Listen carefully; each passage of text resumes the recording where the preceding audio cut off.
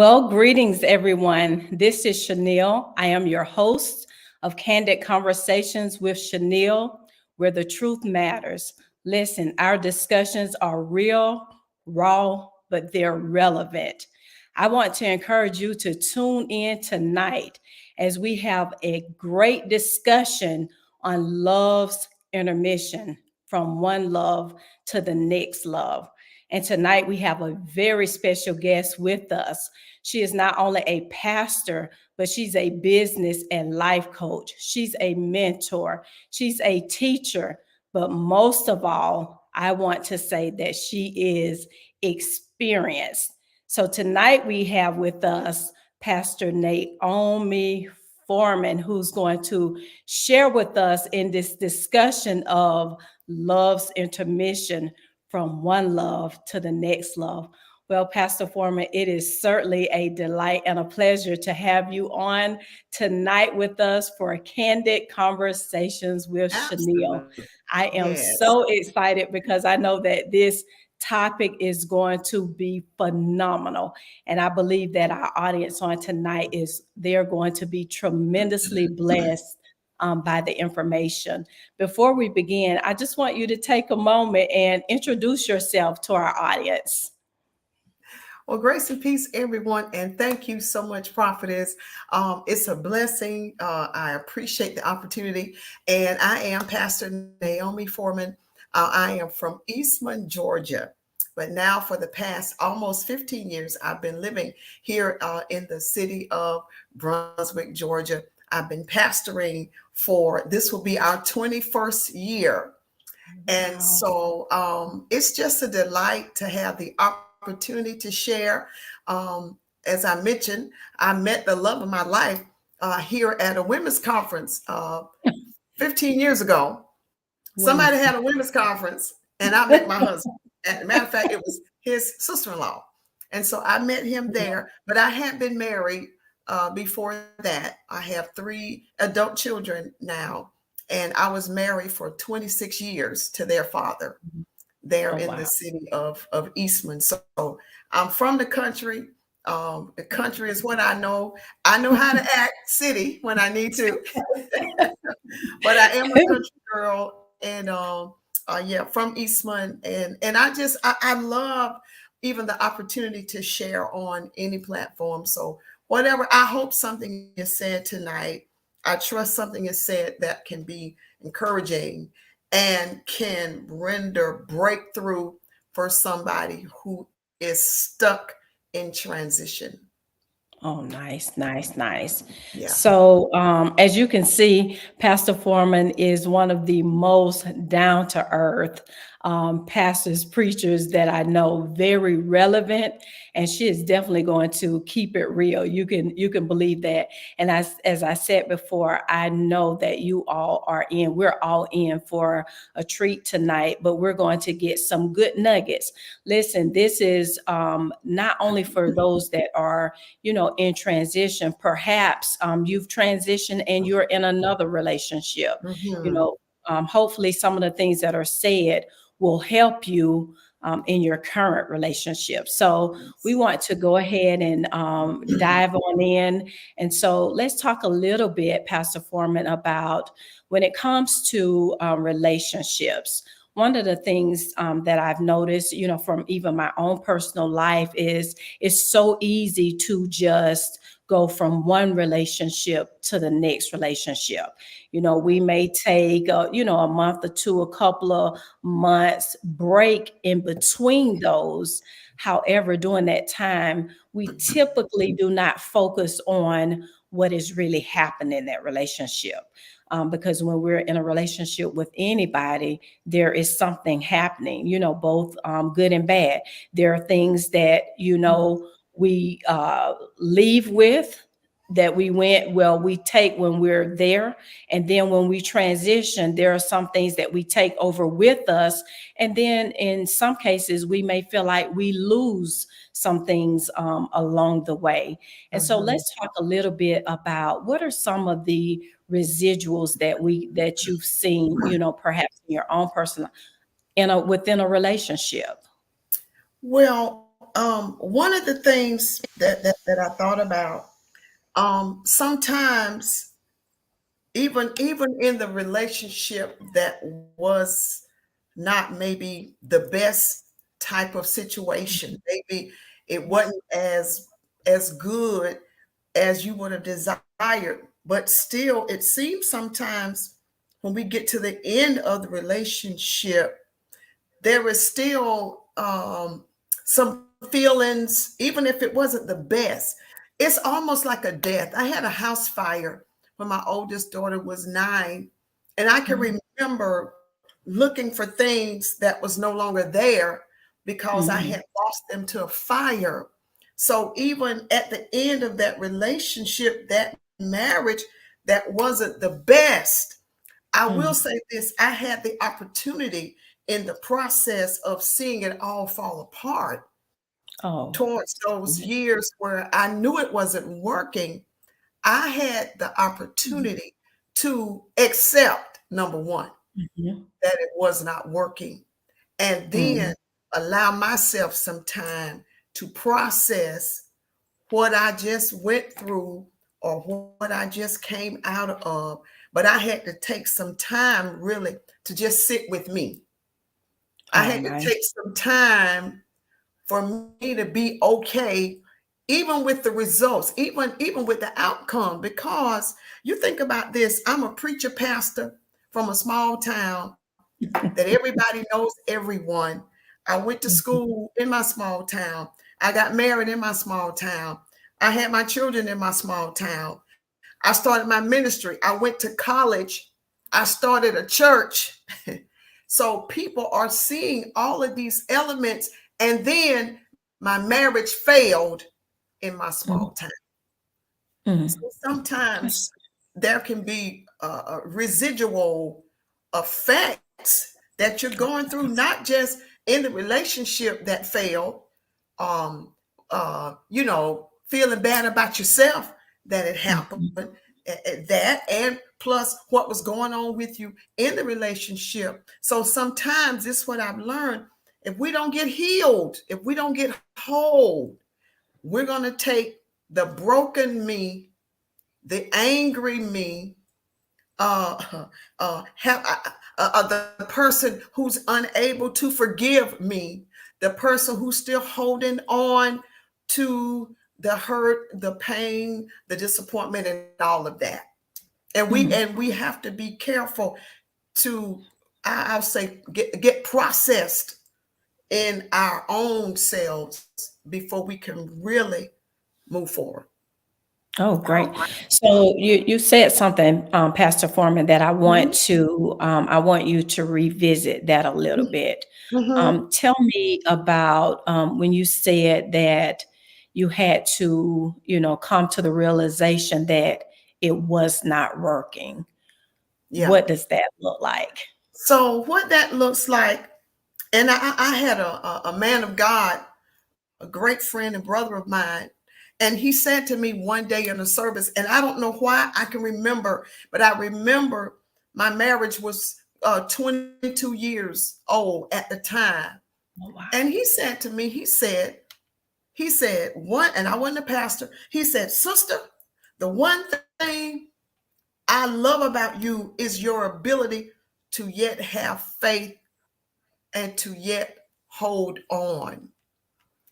So year 22, I'm holding on. And again, I don't know how I remember these times or these dates, but for some reason, I knew year 13, it wasn't working. I already knew because of the patterns that was happening in the relationship.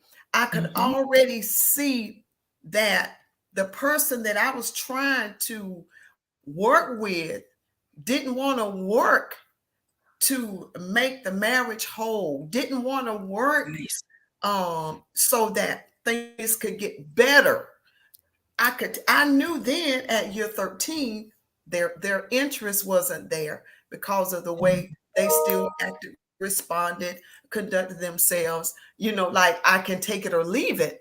So then for me, and a lot of time as women, we hope we're gonna hold on. And you add this to the scenario. I'm a woman of faith. So the church mothers and everybody else is saying, pray, baby. Pray, baby, pray. No matter what he's doing, no matter how he's living, you just pray. And I came to the understanding that God doesn't violate anybody's will. He's not going to make the man change. That brother has got to want to change. It's going to take two people to make that marriage work. So no matter how bad I wanted it, believing God, having faith, using the oil, anointing everything, the food I cooked, the clothes I washed, the shoes he wore, believing God, turning around 5 times, give your neighbor a high five, all of that, none of that mattered. The person's heart, his heart remained the same. And that's what has to happen. You got to get to the heart of the matter. And I want to just add this right here. Women, my sisters, and men included who hearing this, you can't make people love you who don't love you. You can't make them love you. And then on the other side of the coin, it doesn't mean there's something wrong with you. It doesn't mean it's you. This is what I heard this prior to us coming on. I heard this and I had to write it down. And the Lord said that I need to say to somebody, we've got to stop showing up as damaged goods and focus on being the good thing. Let me say that for the people in the back. We've got to stop showing up, women, men, in a new relationship as damaged goods. And I really didn't know that. I mean, I heard the terminology. So I said, well, I need to look that up, because what is damaged goods? I know what I think about when I think of damaged goods is you go to the store and maybe there's a stain or it's torn. And so they'll let you have the item for less money. It's still some good in it, but it's not pristine. So what they'll do, they'll, and I'm good at that. I'm like, listen, I got this blouse and you know, it's a hole in it. Well, honey, all I got to do is sew it up or whatever. So will you give me some money off of this? Because I still want it, because they're still used. Listen to this though. Damaged goods means a person considered to be less than perfect psychologically as a result of a traumatic experience. The Lord said, you can't show up as damaged goods because I've chosen you to be the good thing.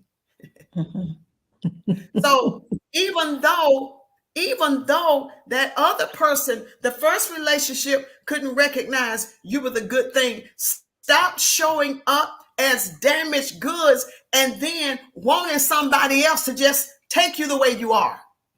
Oh, God. That's powerful, Pastor. That's what set me. Here I am. I'm damaged. I'm still emotional. I'm still reeling and rocking for what JoJo did to me. So now when I'm damaged, I bring what JoJo did over here with baby boy, because I don't want to use no names and call some of y'all folks names. We know baby boy. So now when I come to baby boy, who doesn't see me as damaged goods, I see myself as damaged goods because of what, listen to this, because of what I allowed at another time. Absolutely. Yeah. Oh, that's meaty there. Yeah. We've talked before about, on one of our Men Cry Differently segments, we talked about we cannot expect people to just take this brokenness, that is something that we have to work on. And so which brings us to this place now where we're actually talking about love's intermission. What do we need to do in the meantime? Because it's not acceptable. Yes, we've may have been hurt along the Right. way. Right. And most of the time, I want to make it clear for our audience, this is for men as well as Yes. women that, Yes. during this intermission period, that we begin to look at what did I pick up along the way? And Mm-hmm. what is it that I feel as if I've lost along the way? Because so many times, you hear that, I lost who I was. I Mm-hmm. lost who I was during my last relationship. I lost who Mm-hmm. I was, Mm-hmm. during while I was married. And that's key, because anything lost, you can find it. And so it's Yes. important, that we first understand what happened. There are so Mm-hmm. many things that happen within a Right. relationship, Right. especially as time goes on, because most of Mm-hmm. the time we don't know a person fully when we get with that person. It's only Correct. until we've been with that person, for a length of time, that we begin to, when all of the good stuff starts moving towards the back, and now Mm-hmm. we get to see who that person really is. So when Mm-hmm. we're talking about love's intermission, Pastor, talk a little bit about that transition for you from marriage to now not being married. What was your initial responses to that? And then how did you settle and begin to take time for you and to get acquainted with who you are? Well, something you said, and I made a note, which is so key, that self identity. So Absolutely. I came to the understanding and to the knowledge, or I recognize. Okay, let me say this. After I got over he did it again to me. Okay, Mhm. after I got over, you said you were sorry and you said you had changed, but you did it again, because I had to understand again, it was a repeated behavior that I put up with. Did you hear the word I just said? I put Ah, up with, mhm, because I thought, based upon maybe what I heard or what I saw mhm, other people put up with, mhm. stay. If he not beating you, stay. That was that old, you got to understand, I was raised by old folks. That's And I right. didn't necessarily tell anybody, like my mom or grandmother, what was going on. Mhm, But in the back of my head, I'm hearing, I'm hearing them say, yeah, deal with it, put up with it, stay there. If he not beating you, stay there. If he paying the bill, taking care of the children. Well, none of that was happening. He wasn't paying the bills. He wasn't taking care of the children. Um, my nursing degree is what allowed me to do what I needed to do. So when I finally, and this what a person has to do individually, you have to come to the realization or to the understanding, the person, they don't want to change. They have made up their mind they're not going to change. They don't want to be transformed by the renewing of their mind. So then that means I've got to be transformed, and I got to renew my mind concerning this mhm, particular situation. So what I started doing when I realized change wasn't going to happen, I started spending more time building myself up, mhm. taking care of my needs, versus just trying to make you happy and to please you. And seemingly nothing that I was doing was getting the job done. So I had to stop focusing. Somebody hear this. I had to stop focusing on when you gonna change. Lord, when you gonna do it? God, when you gonna deliver me? And I'm gonna tell you this, honestly. And I was saved and growing in God. But for 5 years, I held unforgiveness in my heart Mhm. because of what he did the first time, the second time, and subsequent times, right? So the first thing I had to do is I had to forgive, even though it wasn't until the very end of the relationship that I got an apology, which I think was half-hearted because they saw I'm done. So for me, somebody received this for you. You need to forgive. If they never say, I'm sorry, I did you wrong, baby, I apologize. The first thing I did was forgive that person. I forgave him so I could be released. And then I just started building myself up. I know everybody won't be saved and hear this, but I want to talk to believers. We got to learn how to build yourself up in your most holy faith. That means for the non-believer, you got to start paying more attention to you and to your feelings and to your emotions and to your psyche and to where you are mentally, because I'm telling you, all of this stuff can be going on and you're just spiraling downward and you don't even realize it. And if you don't just stop, if you don't just put a stop to it, I'm telling you, you would never be able to go into your next anything. What I've learned, how you do one thing is how you do everything. So really, if you over here suffering in this relationship and you're holding unforgiveness, it's going to be hard in other relationships to really move forward. So once you forgive, let it go. I know you got to ask the Lord to help you. I'm here to tell you that he can. Then you just start focusing on yourself, building yourself up. And then I made a decision. I said, you know what, Lord, if this is what I have to suffer until you come get me. Now, I know everybody won't do this. I said, God, if this is how I got to live until the rapture, then Lord, it's me and you. It's me and God. Because number one, I was not going to bring shame on God, and I wasn't going to bring shame on the church, and I didn't want to bring shame on my children. You understand what I'm saying? I didn't want to just be in and out of relationships hoping it's Mr. Right, only to discover that he was Mr. Almost and Mr. Just About.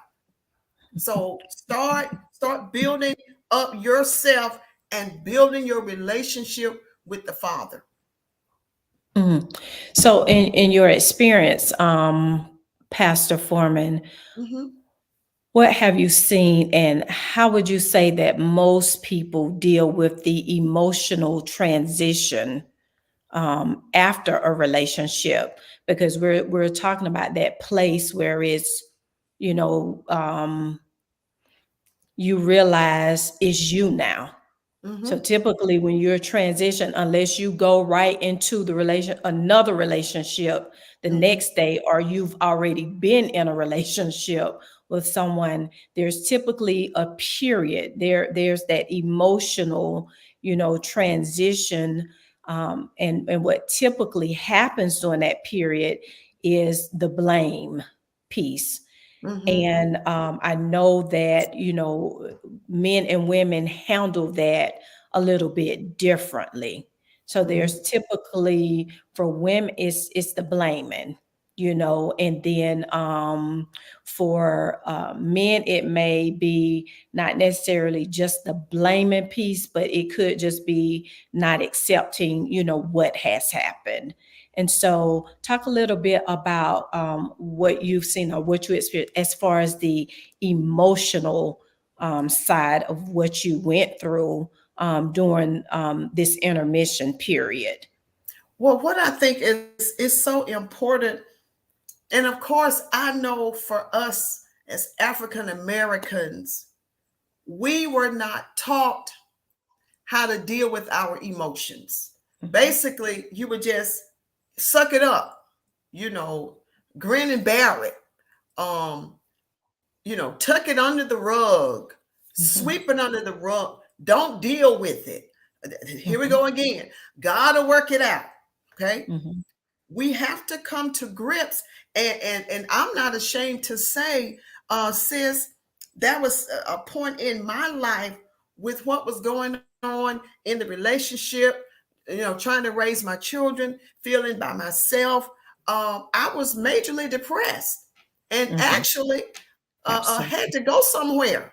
I mean, suicidal depressed, and actually had to go somewhere so that I could really get rest. Really, more than anything, what that did for me, it was a time of rest. It was me being able to be taken out of the situation. Whereas, had I not had the mental break, I would have still had to stay there and deal with it. Again, let me say this.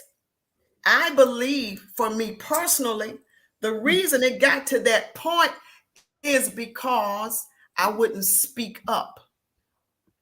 I believe it got that bad because I was suppressing what I really felt and just trying to grin and bear it and just trying to keep going forward, and just trying to cover it up, because, I'm saved and I'm a woman of God and we supposed to have faith and belief. But sometimes, people of God, you need faith.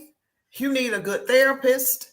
You need some time away. And what I want to say is get what you need and don't be ashamed to get what you need. Ask for help. There has got to be somebody that you can trust and that you need to be honest with. That's why I think, sis, we're seeing so many now African Americans committing suicide because, you look at their life and on the outside, everything looks good. And we don't even realize that they've been suffering in silence. But it took that episode for me to say, wait a minute, hold up.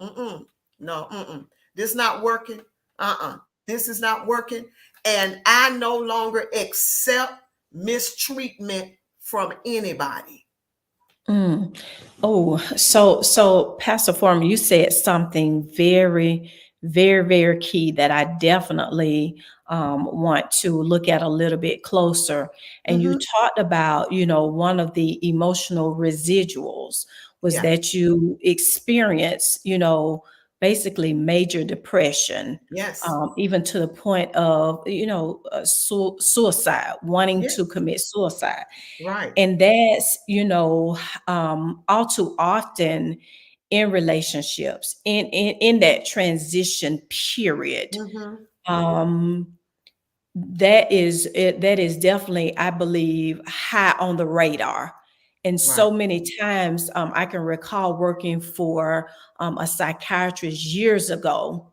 And, I'm very curious. And so I asked him to let me sit in the office um, while he saw a couple of his patients. And so I had to sign, of course, I already signed a confidentiality form. And the thing that I found out, is that with the depression and some of the other diagnoses, severe major recurrent depression, the psychosis piece, post traumatic syndrome, PTSD, all of Right. those things, sometimes, that depression is not initially manifested Right. as that. And, it can even manifest itself as you may start out with a cough, a Yes. dry cough that you've had forever, and it was so interesting to read the chart of one of the clients, and that's what it started out.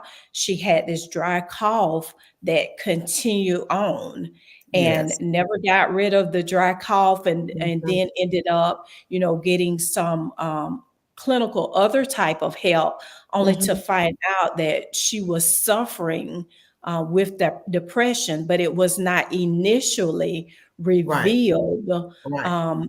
as depression. And so sometimes when you say we do things in silence, there are also times where things are not known to us.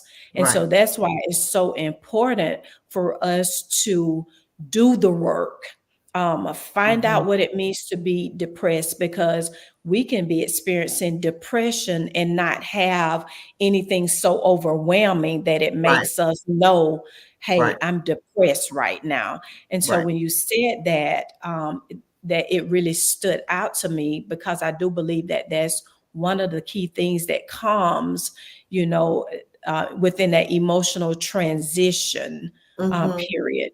If you don't mind, will you talk a little bit about that whole phase of you being depressed, and how did it gradually move towards, needing to seek help, the suicide, talk a little bit about that, Pastor, if you don't mind. Well, something else, and I was just thinking about it as well.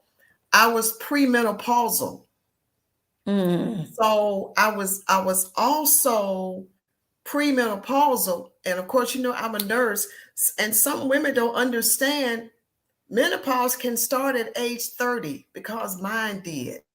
I was premenopausal. But what I believe that led to that was the silence. And this is what I tell women. I tell my daughters, if you don't speak up, then you're saying this is okay. And because I was the shy little girl and I got married at 19, okay, I had not at 19 found my voice, meaning my ability to speak up for myself. I went from my mama's house to my husband's house.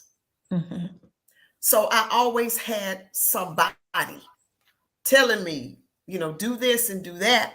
And then, of course, when I got in this relationship, it's the same kind of relationship.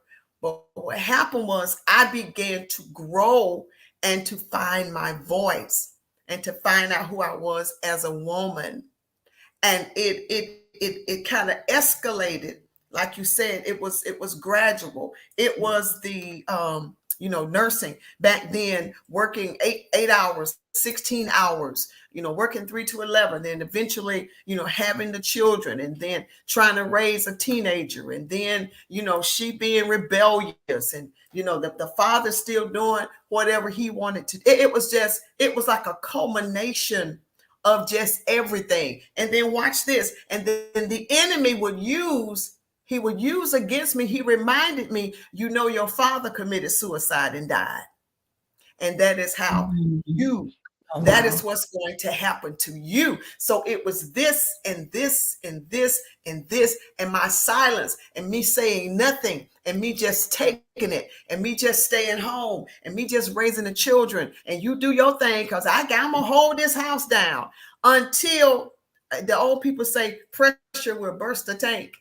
Until I got to the point, really, I realized I was saying enough is enough. And although I hated that period, I didn't like that I felt that way or attempted. I didn't like that happened. However, looking back now, because once I came through that, I realized I'm now at a point of no return, meaning I had to get my mind right. That's my second book, Transforming Your Mind, The Power of Words and Thoughts. Matter of fact, I shared it when I was at one of your conferences. Yes. I wrote that book because that is how I renewed my mind. That's why now I'm so big on what I speak, what comes out of my mouth, because I understand death and life is in the power of the tongue. There again, when I came through that, I understood the importance again of working on me. And this is why I tell people, in any relationship, you can only be the best you that you can be. I tell women, you can't be the mama and the daddy. I don't care if you are single and I'm the mama and I'm the daddy. There are certain traits and characteristics. There are certain things you can't teach your son. Just be the best mother you can be. So once I went through all of that and I came out, and I realized this was another awakening moment, I realized he liked me weak. Oh. He liked me weak. He didn't like me strong.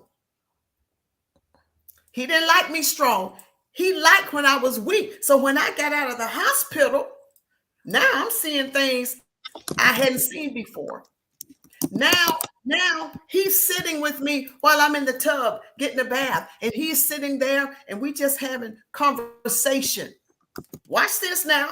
But as I start getting better, got off them people's pills. I'm not against medicine. If you need it, do what you need to do, but don't let that be a crutch. Don't let that be what you're gonna do from now till the return of the Lord, right? But as I started growing and feeling better and getting my mind together and coming in to right relationship with who I am in Christ Jesus and who he is in me, watch this, and what I will no longer take and what I will no longer tolerate. And I don't have to be a doormat, and I don't have to live like that, and I don't have to go through that God had to have something better for me. Now, mind you, at the time, I wasn't thinking about another man. I was just thinking about, I can't hardly wait to get up out of this right here. That's what I was really thinking. I wasn't thinking about Johnny, because that's who the Lord sent into my life. I finally said, I said, you know what? Oh, no. I said, I'm better than this. So I decided, well, Lord, I'm going to just let you work on that, and I'm going to work on me. And from that revelation until some years later, that was what I did. And I sit here today to tell you I am set free in my mind by the power of God. And I'm telling you, if you're dealing with some kind of depression, look, get what you need, get yourself whole, get yourself healed by the power of God, and he can make a difference in your life, and you can be delivered from suicidal ideations and anything else that's going on in your mind, in Jesus' name. That's good. That's good, Pastor. Thank you for sharing that part of it. Oh my God, that it's loaded. Let me just say that was loaded. That was loaded what you shared. You said something, very powerful, and it makes me think about when we're looking at love, this whole love piece. And I thought about how this love can be expansive. It can even go beyond like a partner. It can go into friendships. And so when I heard you say basically you said he, but I thought about they, like me, weak. And so even in trying to transition from friendships and different things, we may have some of these same exact emotions. So one of the things we talked about during emotional transition is the possibility for depression. You talked a little bit about that. You talked about, just self-discovery, the fact that they might like you weak. Another thing I thought about during this emotional transition are the periods where you tend to be on a roller coaster. That means, you can have emotions all over the place. That looks like 1 minute, we're happy. 1 minute we're sad. 1 minute we're satisfied with ourselves. Next minute we're blaming ourselves for everything, that happened. And so bringing awareness to our audience on tonight is that during this transition period, we need to be aware of what's going on with us and not just sit, because sometimes we can sit and really not process through anything, but just sit and wait on the next. We can sit and hope that the next one will be better. We can sit, but I would like to submit that while we're sitting, we need to do some work based on what has happened. We need to do work to ensure that, what happened doesn't happen again. We also need to look at ourselves, where am I? What did I give? What didn't I give? So that we can prepare, for our next, who's coming later. But it is key, that we not transition from one relationship to the next, because we'll move right into the next relationship and begin to see some of the same exact things. And I would submit that also, if we're not aware of who we are and what our desires are. Right. So this is crazy. Mhm. But I can remember, it's a transparent moment. I can remember my grandmother saying to me, "Oh my God, why does it seem like you just like thugs? I mean, why? Why do you just you understand what I'm saying?" And Yes. so in transition periods, we have to be aware of what we're attracted to. That Yes. has to be something at the forefront of our mind as Mhm. well. And then Mhm. the other thing is, why are we attracted to certain types of people? So for Mhm. me, it was not having a father in my life. So Okay. because I didn't have a father in my life, I looked for certain things in a Mhm. relationship. And so Mhm. that's very important, because as you go into another relationship, if you're a woman and one of your parents were absent, Right. then 9 times out of 10, if it is that father, that woman is going to look for that man to be her father without Mhm. even knowing Yeah. that this is what she's looking for. And so she'll have certain expectations out of him that are more so inclined towards the father role That's right. rather than the role of a partner. And Yes. so during this period, we have to know, what is it? What am I drawn to? Is Mhm. that good or is that bad? And why am I drawn to the type of person that I'm Mhm. drawn to? And Mhm. even in during that period, sometimes, as you said, we have to have those adjustments where we can even deal with what's really going on there. Am I starving? It's like when our bodies don't have certain vitamins, Right. we'll crave those vitamins. So are we craving something that's not there? And this is the reason that I'm attracted to this type of person, and I continue to put up with the same old thing over and over again, or what's really going on with me? And again, Mhm. that applies for male or female. Hey, did I mess this relationship up, male, because I was looking for my mother and she Right. absolutely refused to be Mhm. my mother? Mhm. What was I looking for in the relationship? And so it's a give and take on both sides as we do the work during these intermission periods. You want to add to that, Pastor? Yeah, and I was thinking, because what you said was so incredible and so amazing. And I really think it goes back to self-identity. I was thinking about one of the things that I learned in the process. And I look at life like this. We live and we learn. You know how some people say, well, oh God, that was horrible. That was a horrible experience. But my grandmama said it like this: you live and you learn, or you die like a fool. And I was thinking about what happens is when you're in whatever kind of relationship, if it's not the best, if it's not what you wanted it to be, what I learned to do, you got to know what you want, and you got to know what you don't want. Absolutely. Again, that goes back though to you as a person, you as an individual. And I think especially if you were in whatever kind of relationship, we have to be careful not to be so eager to hurry, because you're vulnerable, not to be so Oh, that's quick good. to go into the next relationship. I'm going to tell you this little story. So of course, I'm separated, I'm going through the divorce um at this time, and so I'm by myself. Okay, I'm Mhm. living as a single woman.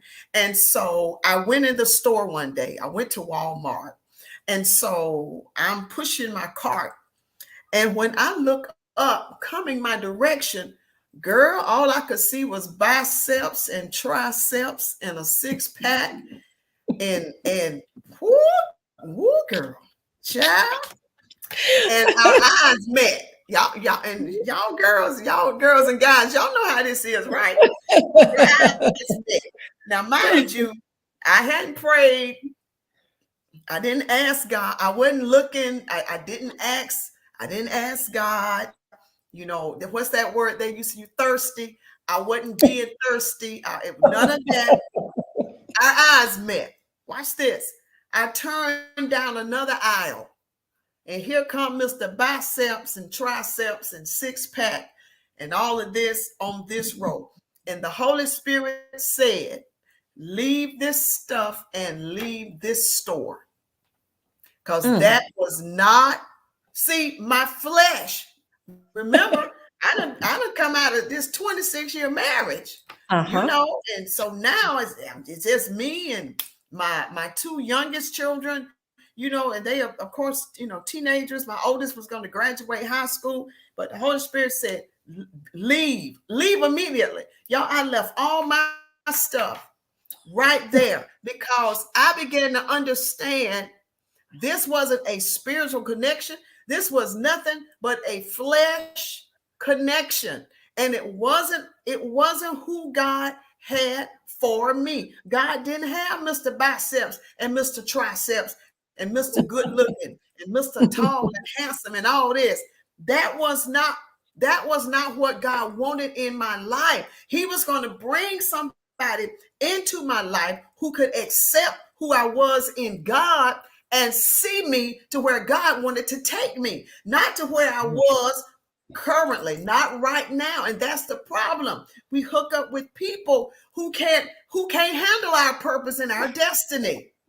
We do that because you out of one relationship and you right back into another one if you're not careful. And sometimes you just got to sit and be happy with you and the Lord. I know this isn't popular, but you got to learn how to sit yourself down and just be happy with you and God. You don't need a date. Take yourself to the movie theater. Take yourself out to dinner. Buy yourself a gift. Put it in a box. Wrap it up and act surprised. Glory to God. Oh, you hear what I'm telling you? Stop being thirsty and trying to hurry up, because if we do that, then chances are you didn't really learn. Did you really learn? You have to ask yourself, did I learn? Did I learn in that previous relationship? What lessons did I learn? And since I believe that all comes with being mature, when we just got to be honest. I was trying to see me. I could be honest. I got married too early, because that's what you do where I come from. You graduate, you get a husband and have kids. Go to college, maybe. I didn't come from a college family, so they couldn't take me but so far. And here is something else that helps us. That's why you need mentors in your life besides your mom and them. That's why you need somebody else in your life to come alongside. That's why you need you a good pastor. I'm talking about a good, saved, for real pastor, anointed man or woman of God in your life. You need somebody else to pour into your life. I'm telling you, in the multitude of counsel, there is safety. You got to hear the right voices when you in and when you coming out in particular. Because if not, you'll keep doing the same thing. I had an aunt. She married the same kind of man every time, 3 times. 3 times she married the same kind of man. And my daughter is one of them ones who keep getting the same kind of thug that she had the first few times. He either been to jail or on his way to jail. Or about to go. And that's, you know why that is? Because her spirit, her identity, she's in identity crisis. We can't put this stuff on the devil. This is us. We can't put this on God. This is me, myself, and I. And part of it is you got to own it. You got to own up to it. Like you said, I had to look at my own life and say, well, what didn't I do that I should have done in the marriage that caused him to do what he done? So let me own it. And this, the other thing I did, sis, I got a list. when I went to him, I put the pros on one side and the cons on the other. Again, you're saying, okay, I learned from this. This is what I don't want. This is what I will not do. This is what I will not tolerate. This is what I need. And I took the list with the pros on one side, the cons on the other. I said, and this is what I need. This is what I need so that I can feel whole in this marriage, in this relationship. I told you I had to get my voice. And when I got my voice back, I said, this is what I need. And he looked at me and he said, you act like that's something I got to do. And my grandmother is Anna Kate Sarah Louisa Lola Mae Peterson. And she did radio. And baby, when he said that, I felt Lola Mae and the Holy Ghost. I said, you don't have to do but two things. Stay black and die. But I knew right then that was my answer. And some of y'all, you're waiting on the finality. And you got to be honest. If the person they keep showing you or they have told you what they're not going to do, you better write that down. Isn't it Maya Angelou that says when somebody show you who they are, you need to believe them. Believe them. Believe them. And then just work on building yourself up again. Work on you, sis. Work on you, bro.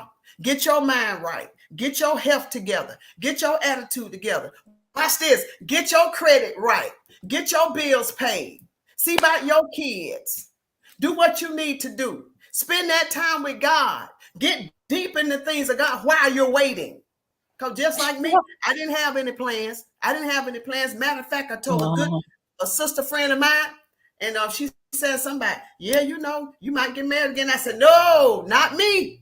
That's what I said. Not me. And she said, you don't know what God has in store for you. I repented right then. And probably in 2 weeks, I met Johnny L. Foreman. And I said, Lord, I'm sorry. Lord, you're right. Lord, I'm sorry. Whatever you have for me, whoever you have for me, Lord, then that's what I want. But in the meantime, I'm happy with Jesus and Jesus alone. I said that, y'all, and I meant it. And 15 years later. 15 years later now. You're 15 years in. Yes. This year. Yes. 15 years in. Wow. And so as we have about, time is moving so quickly. We almost need a part 2, right? It looks like we're gonna have to do a part 2. But as we're winding down now, we're on the home stretch. Yes. Let's talk a little bit, and you've actually touched on it, but let's seal it. And I want this to be kind of the last thing in their hearing. Yes. How does personal growth contribute to the foundation and help to facilitate a stronger relationship in the future? Oh, absolutely. The first work that we have to put in is work on us. One of the things I learned, even as I came out of that, I've been journaling my whole life. I didn't know what it was, but I did find out later. And another thing that helped me was a morning routine and a night routine.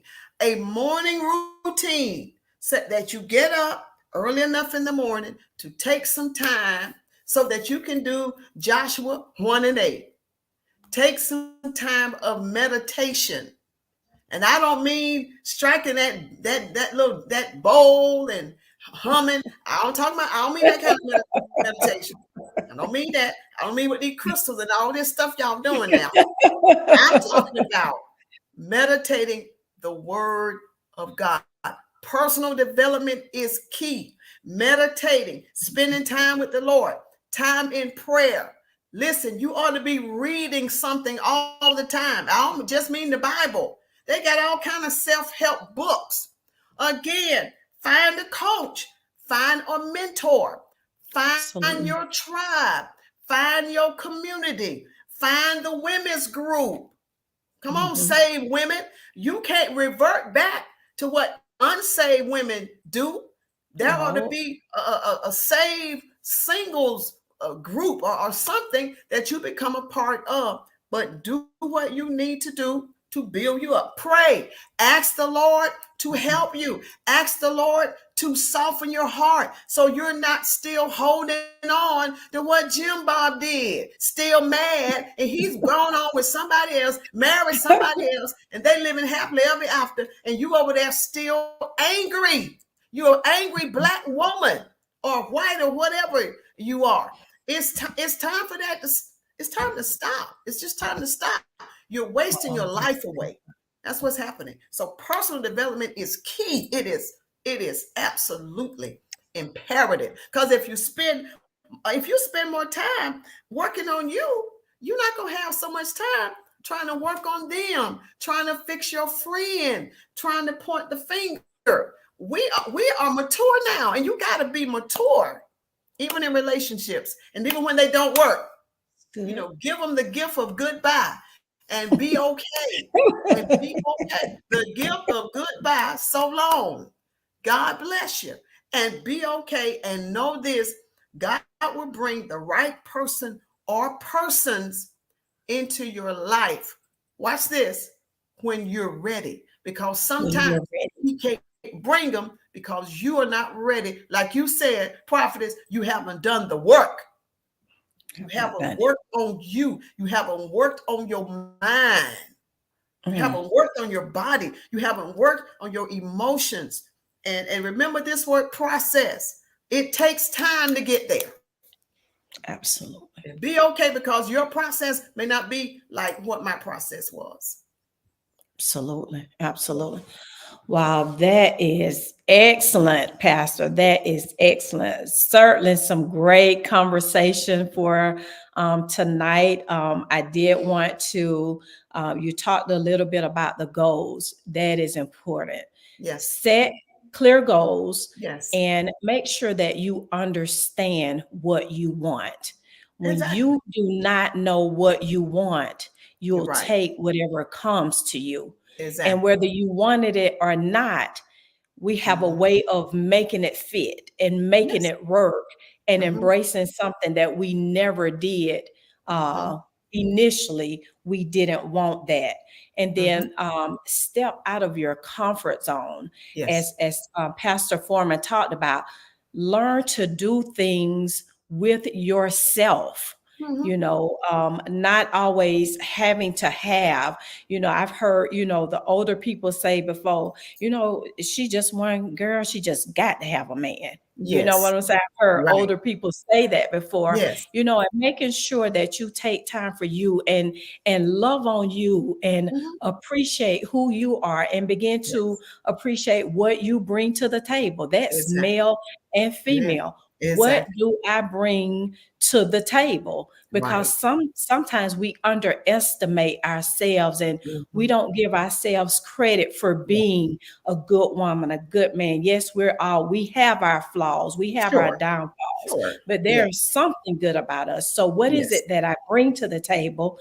And then another thing is, if I'm not sure of how to grow, for personal growth and development, as Pastor Foreman said, get with somebody. Somebody knows, somebody that knows you, that can be honest with you, and help you develop some things that you can work on personally that will help and that will build you.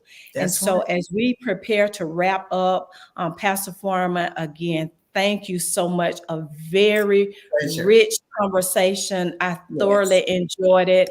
And listen, I knew that it was going to be exactly what we got out of it on tonight. And so those of you that are watching, if you have not subscribed to my YouTube channel, I want to encourage you to go and subscribe to Candid Conversations with Chenille.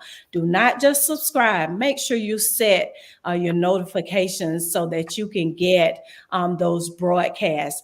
And if you have not done so, and this is your first broadcast, please make sure you go back and listen to, now there are 4 broadcasts. We're coming along. You have Men Cry differently, part 1, 2, and 3. And now we have love's intermissions from one relationship to the next, or from one love to the next love.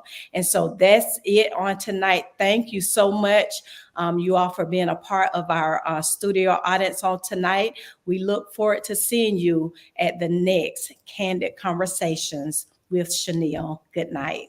Thank you.